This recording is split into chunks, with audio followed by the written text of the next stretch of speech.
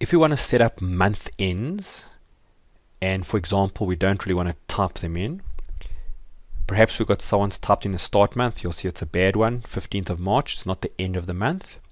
So what we can do is in the first cell we can use our EO month function,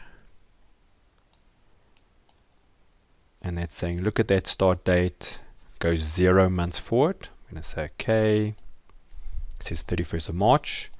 For this one here I'm going to do the same thing, except this time the start date can now just be the cell before and go 1 month later. And now I can copy this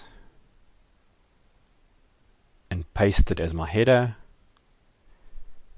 and you'll see it goes 1 month later, always the end of the month. So you'll see there it says 28th of Feb. If we come along here, you'll see that's 29th of Feb because of a leap year.